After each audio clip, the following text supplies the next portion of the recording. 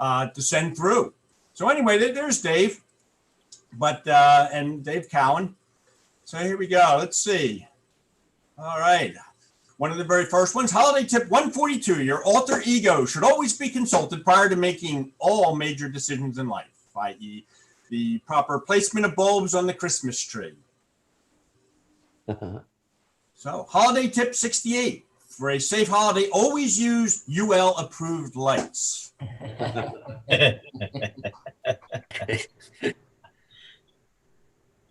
Okay, holiday tip 56. Be sure to pay your gravity bill before December 25th. And you got to remember, a lot of this goes back way before Photoshop and things. And I look and I think, like, it's not just the items there, but it's the shadows, for instance, of the lamp against the wall. And it's like, how did this happen? Again, it was when computers were more in the infancy. Wow. Holiday tip 43. Never try installing outdoor lights after consuming 3 or more of Aunt Edna's Super Deluxe Eggnog Specials. Let's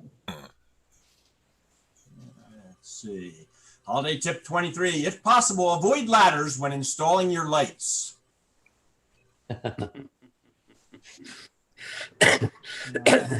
When out on the lawn there arose such a clatter. I look and I think, like, boy, there's that sleigh. And you'll see that again. Holiday tip 51. Avoid using small vehicles when transporting your tree. And hear about, the kids start to come on the scene.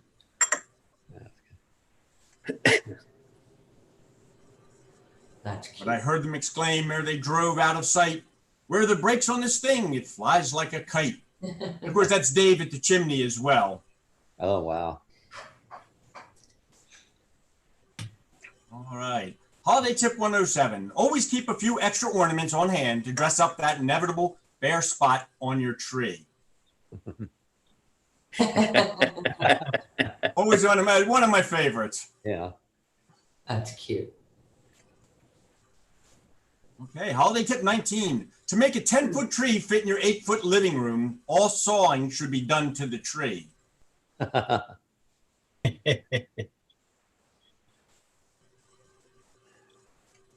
right. Here you go. Replacement lights, $9.75. New step ladder, $49.50. Emergency room fees, $8.50. Having your wife finish putting up the lights, priceless. I sprang from the bed to see what was the matter.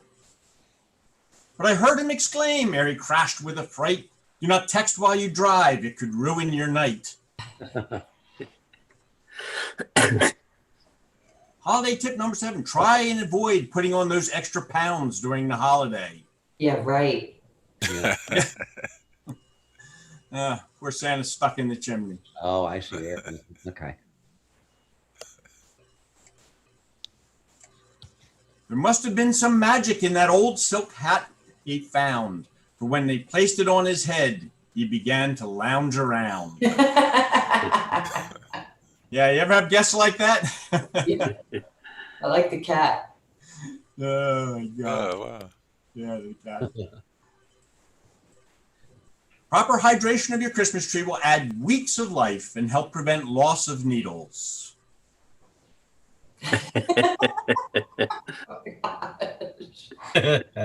Where's he get this from? Oh, my. No, I'm not sure how he puts them all together. He told me early on, especially when he's out, he goes, he would spend, like he would dedicate a whole weekend of just kind of coming up with the ideas and the whole thing. And I'm not sure as it gets down later, how he does it, but I think it was a ton of effort put in initially. But this is his dog and so on. How they piece all this together. Yeah. I'm not sure.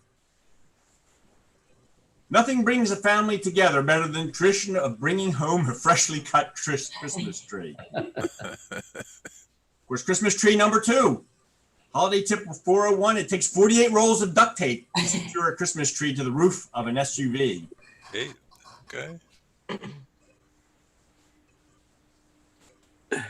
Holiday tip 137. When selecting a Christmas tree for your home, don't forget your Christmas tree stand may add up to 6 inches to the tree's overall height.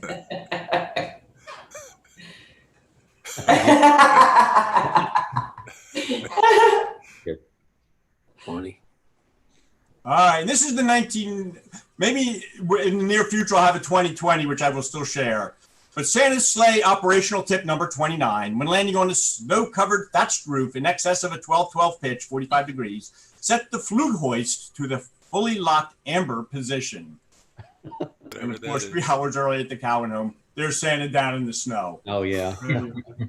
Yeah. So anyway, happy holidays. It's always fun. And as I said, I had actually a lot more put in there. I went to send the file to my other, and it was too big. So perhaps if we do it again next year, I'll include a few different ones that you haven't seen. You've probably seen them all anyway. But anyway, that's Christmas from the Cowans. Always entertaining, no matter how many times we see it. It's great. It's great. That is cool. Definitely. Thanks a lot, Phil. Thanks for sharing. And moving to, oops, I see another notice. Who's this? I had to Lois jump had to to leave. another. Okay, Lois, thank you. Yes, okay, so before we start, we're going to do breakout rooms. I was going to have Mark explain what's going on with the breakout session. But before we do that, Sandy, can you let us know about the kindness committee? Yes, hi everybody. This was our first task that we took on, and what we did was we had 349 cards that were written up by members as well as the committee themselves. And thank you to everybody that participated. It was an interesting ordeal. It was fun. We actually, Lois, myself, and Lisa delivered the cards to everyone's house. We played the little elves this time around. And yesterday, I delivered 140 cards to Quakertown Center. And Mona, I believe, is going to be taking the rest of the cards to the hospice and children's hospital today. Am I correct, Mona? Yes. Okay.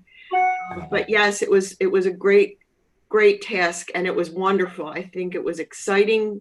The group was just, I can't say enough about everybody that helped.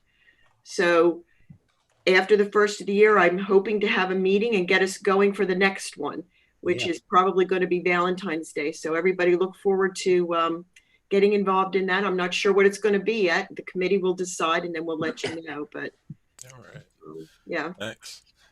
And that all came from a conversation. So Conversation in one of these breakout rooms. Definitely. So speaking of breakout rooms, that's a good segue. We're going to move into our breakout session, and our moderator for this section will be Mark Singh-Hooter. And well, I'm not going to be able to be in the small groups, but what we're going to be doing in the small groups, did we say we're going to do 10 minutes? How much time do we have? Does that work, or do we need to tighten it up? Yeah, well, if you want to do 15, you have it. I have 7:30 right now, so 15 would bring us back at 7:45. Okay, we'll do 15 minutes. And when we gathered in person, there would be those conversations at the table about just what's going on before we got into the business. We missed some of that, so this is a way to capture some of that. We'll be in breakout groups, and the conversation is not figuring out a project or solving the world's problems, but talking about things going on with us. And the question I'd ask, what are some of your favorite holiday traditions? Oh, good. And just have a chance, make sure everybody has a chance to talk. I think we'll have a 1-minute warning before we break out, but you can take a look at the 15 minutes. In the small groups, what are your favorite holiday traditions? Let's share and continue those relationships. All right, sounds good. I'm going to pop in every once in a while, but at the 60-second mark, you guys will see a countdown clock. So if you're able to kind of moderate that within yourselves, once you see that clock, realize you have 60 seconds. And after that hits 0, it's going to pop you guys right back to the main room. All right. See you guys in 15 minutes. Hey.